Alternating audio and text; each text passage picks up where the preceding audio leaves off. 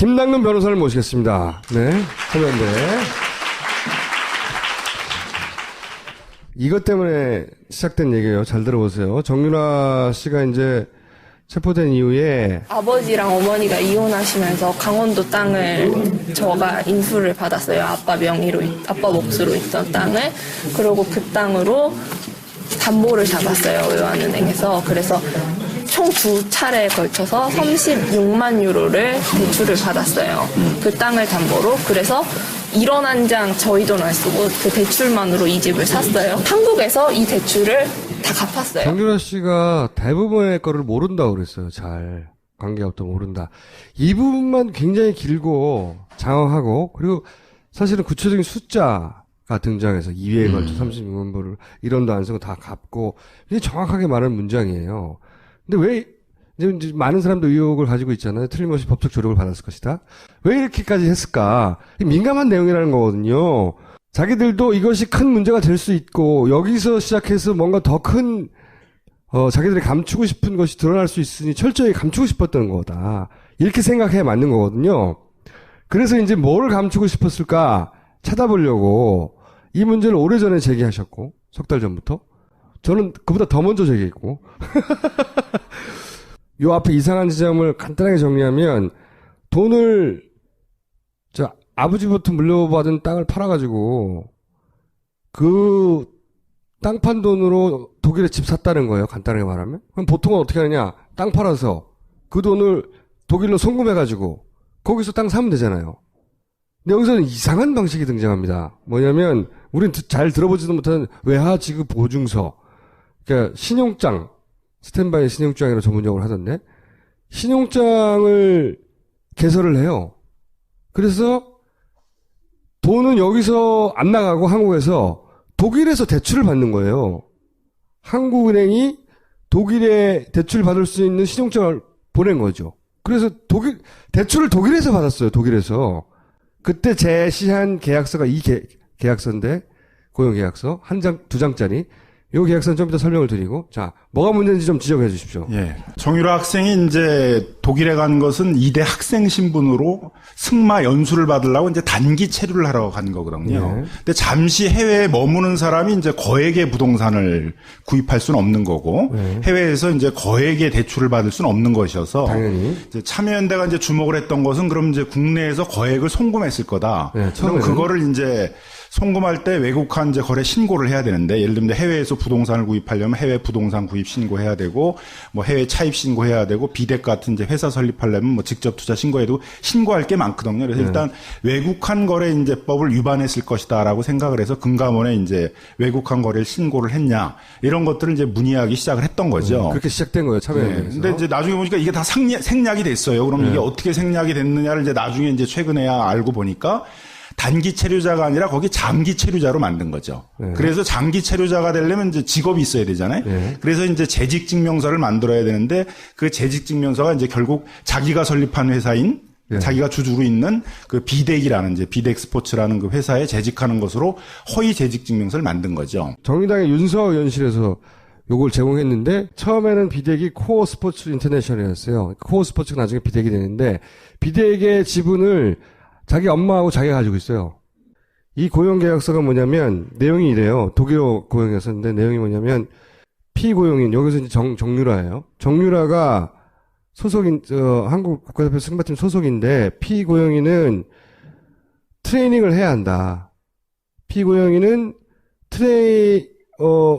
일정한 조직을 고용인은 돌봐줘야 되고 그래서 피고용인은 고용인의 지시에 따라야 하고 고용인이 지정한 트레이닝 지시에 따라 트레이닝을 하고 행사에 참석해야 된다.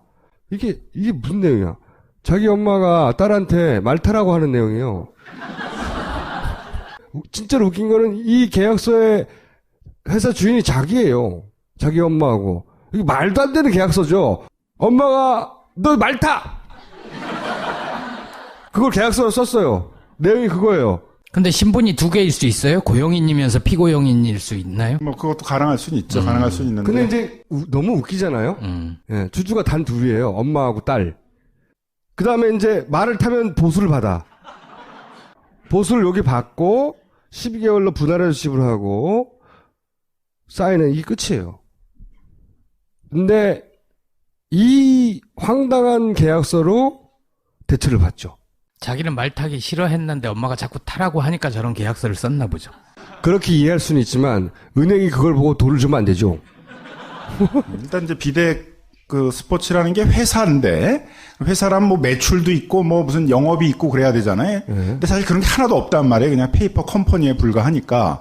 그럼 은행이라는 데서 이제 대출 심사라는데 얼마나 엄격하게 합니까? 우리나라 기업들 뭐 대출 받으려면 쉽지가 않죠. 그러면 당연히 저 회사가 뭐야 하고 이제 조사를 해봤어야 될 거 아니에요, 그죠? 그러면 뭐 단박에 뭐 아무 매출 실적도 없고 영업이익도 없고 페이퍼 컴퍼니라고 금방 알았는데. 게다가 엄마하고 딸이 네. 근데 저걸 그냥 다 믿어주고서는 이제 서로 이거 대출을 하나예요, 했단 말이에요. 근데 이제 저 서류만 갖고는 사실은 해외에서 대출을 받을 수는 없고, 네. 그럼 이제 장기 체류자니까 고용 허가서 이런 게 있어야 되잖아요. 우리나라도 마찬가지로 외국인이 와서 직업을 얻으려면 고용 허가서가 있어야 되는 것처럼 그런 이제 독일이 발행하는 노동 허가서도 있어야 되고 체류 허가서도 있어야 되고 그러는데 그런 서류를 하나도 갖출 수가 없잖아요. 그렇죠. 그러니까 이제 그런 서류를 하나도 갖추지 못했는데도 대출이 나갔다 이거죠. 네. 그래서 이제 그럼 이게 어떻게 해서 이렇게 대출이 나갈 수가 있느냐? 뭘 봐냐면 이제 신용장을 발급받은 거예요. 뭐 잘 아시겠지만 신용장이랑 보통 무역 거래할 때 발급받는 거거든요. 그래서 그 신용장을 이제 은행이 외화 지급 보증을 하는 이제 신용장을 발급받아서 그걸 가지고 가서 이제 독일에 가서 대출을 받는 그런 식을 취한 거죠. 그러니까 기업들이 보통 이제 해외에 있는 지사들이 대출 받게 할 때 쓰는 방식들인데 그 방식을 쓴 거죠. 네. 그러니까 이제 송금이라는 외국환의 송금이라는 절차가 싹 생략되니까 외국환 거래 신고 이런 게 이제 없게 됐던 한국에서 거죠. 돈 빠져나가는 게 안 나오는 거예요. 한마디로 말하면. 이 사람은 그냥 독일에서 대출을 받은 거죠. 근데 그게 엄청나게 어렵고, 그리고 하더라도 그 말씀하신 대로 무역회사들이 받는 거잖아요. 무역회사들이 현지에서 뭐 돈을 조달한다든가 그러기 위해서 받는 신용장인데 이걸 19살짜리가 이거 한 장 달랑 내고 받았다는 거예요. 말이 안 되는 거죠. 그 제도 자체가 불법이 아니라 그런 건 있어요. 그리고 이제 그 은행의 변명은 이건 기업만 받는 게 아니라 개인도 받는다. 일부 한 10% 정도는 개인도 받았다라고 했거든요. 거기에 대해서 설명해 주세요. 그래서 이제 11% 정도는 개인도 받은 게 있다 그러는데 그 11%는 이제 대부분 그 무역회사라는 기업의 임원들이나 이런 분들이 받는 거죠. 근데 19살의 학생이 소득도 없고 그동안 무슨 그 금융거래를 했던 신용의 어떤 거래 실적 같은 게 아무것도 없는데 그런 학생한테 발급받을 수 있는 건 없거든요. 근데 이게 우리나라에서는 이게 어디로 흘러갔냐면 이 대출을 승인해 준 독일의 지점장이 한국에 돌아와서 급속히 승진을 했다. 이런 식으로 흘러갔어, 얘기가. 근데 뭐 그게 뭐 은행 쪽에서는 당연히 인정할 수 없으니까 그 그건 은행 이름 정상적인 얘기하면 안 되는 거예요? 하나은행. 네. 외환은행 그러니까 합병되기 전에 외환은행에서 이제 대출 받았고 지금은 합병됐죠. 근데 저는 그건 곁가지고 그 한 개인이 이런 걸 다 했을 거랑은 뭐 상상도 안 되고 제가 보기에 그건 일을 옆에서 도와준 사람인 것 같고 그게 가능하도록 만든 구조가 있을 것이다. 힘이, 권력이. 그걸 이제 참여연대에서 찾고자 계속 들여다본 거죠. 그래서 결국 이제 지점 차원에서 저렇게 할 수는 없는 거고, 네. 독일 이제 해외 법인 지사 차원에서 할 수는 없는 거니까, 결국 본사에 이제 지시라든가 이제 본사에 요청이 있으니까 지점장도 한 게 아니겠는가 이제 생각이 든다는 것이고요. 네. 그래서 하나은행 이제 본사 차원에서 어떤 이제 이 부분에 대해서 관여나 지시가 있었느냐, 이제 이 부분을 좀 밝혔으면 좋겠다는 것이고, 그걸 이제 금감원이 조사를 해가지고 밝혀달라는 것들을 이제 계속 요구를 하고 있는 것입니다. 네. 그런데 이제 이 회사가 왜 세워졌냐면 삼성한테서 돈 받으려고 세운 회사거든요. 지금까지 계속 나오는 220억짜리 무슨 컨설팅 계약을 맺었다 어쩌고 하는 게 이 회사인 거예요. 이 회사.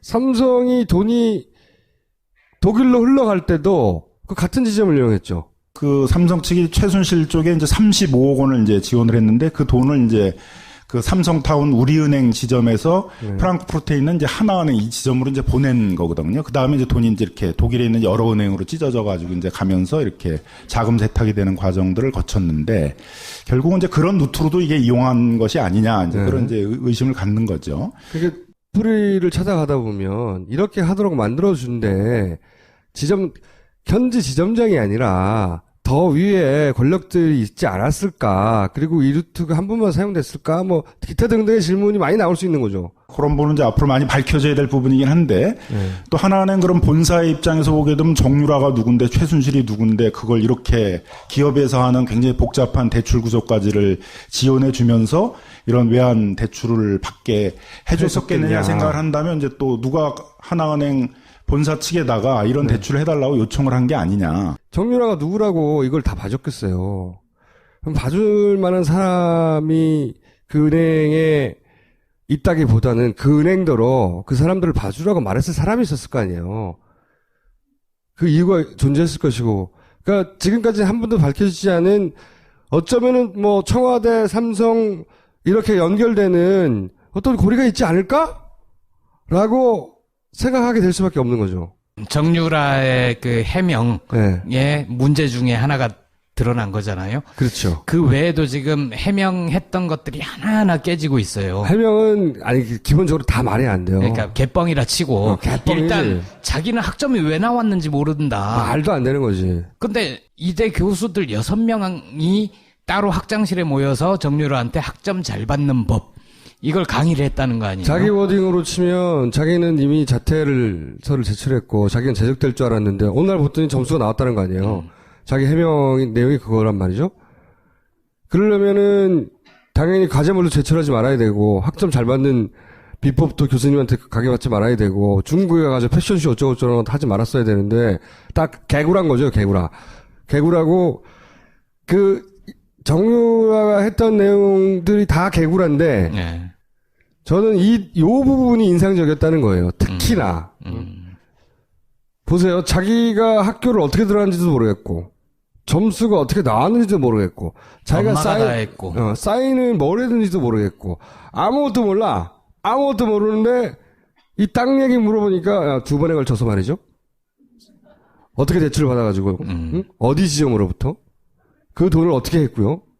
이거 말이 안 돼. 그러니까, 다른 사람 하나도 모르는데 그 대목, 주택 구입에 관해서는 어떻게 자세히 아냐 이거지. 이제 정유라가 제출한 거 중에 독일에서 열심히 훈련하고 있어요. 그러니까 저희한테 돈 주세요. 이렇게 써낸 일정에 보면 2015년 12월에 거기서 훈련하고 있어야 되는데 출입국 기록을 보니 한국에 있었더라. 뭐 이런 것도 나오고 있고 또 하나는 최순실이 여러 가지 개입을 했는데 새누리당의 지명직 최고위원 결정하는 과정에도 개입을 했고 심지어 박근혜가 뭐 외로워서 진돗개 2마리를 키우고 어쩌고저쩌고 그런 거 있었잖아요. 그 진돗개 이름을 정하는데도 최순실한테 최순실이 정무성이 물어봤다. 네. 뭐 이런 것까지. 그 정도 그 정도가 귀엽네요. 뭐 이름 물어볼 수 있죠. 아니 그러니까 진돗개 이름은 할 수 있어. 최고위원 지명직 최고위원을 왜 최순실이 정하냐고요. 이 사태의 뭐랄까요, 그 놀라운 점은 진돗개 개 이름이나 새누리당 지명직이나 같은 수준에서 논의된다는 겁니다. 자기들끼리는. 응? 그래서 개보수당.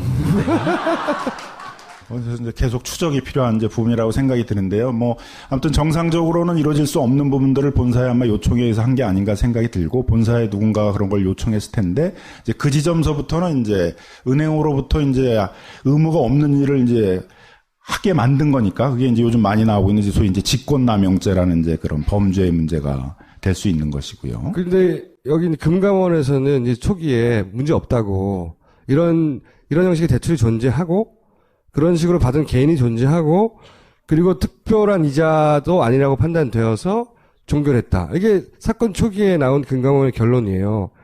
근데 지금 똑같이 조사를 한다면 똑같이 결론이 나올겠냐. 그때는 아직도 힘이 살아있을 때라 금감원의 결론이 석 달 전이거든 벌써. 11월 달 얘기니까 거의. 예. 금감원의 결론을 그냥 받아들일 수밖에 없었는데 저는 이게 특검이 조사해 볼 만한 거리라고 생각하는 겁니다. 이게 너무 이상하니까요.